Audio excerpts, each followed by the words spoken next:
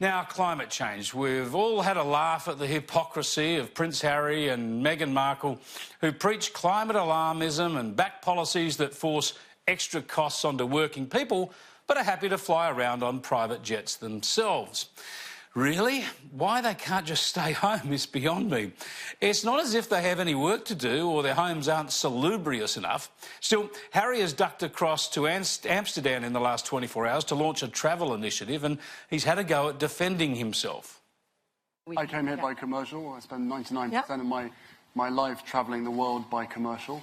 Occasionally there needs to be an opportunity based on a unique circumstance to ensure that my family are safe, and it's generally as simple as that. But as I said in my speech, for me, what it is about balance. And if I have to do that, not a decision that I would want to take, but if I have to do that, then I will ensure, as I have done previously, and I will continue to make sure that I do, is to balance out that impact that I have. And I've always offset my CO2.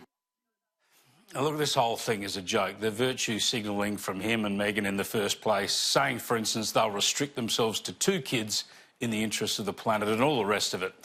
But then the fuss about their private jet flight to catch up with Elton John. Perhaps he's saying Harry and the Jets for them. I mean, this is the sort of hypocrisy, of course, we expect, isn't it? And now the explanation, complete with all that preachiness. That's a great message, isn't it, for working people around Great Britain and its dominions. Take lots of flights, sure. Perhaps take the occasional private jet, as long as you pay off some carbon credits elsewhere to offset them. Pain-free sanctimony. Do something difficult to make your point. Make a sacrifice, Prince Harry. Stay home. And as if that's not ridiculous enough, the push for electric vehicles in Australia continues, but people ask often on this issue, what about driving across the Nullarbor? How would you do it? Well, one Perth enthusiast has been testing out this possible solution. Check it out. The diesel-powered electric vehicle charge unit. Yep.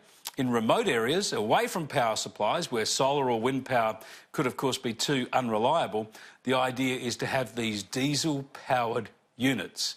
He's been testing them since last year, apparently. I kid you not. I'd pay money to see and hear a climate alarmist charging his or her electric vehicle at one of these noisy belches. Strange days indeed.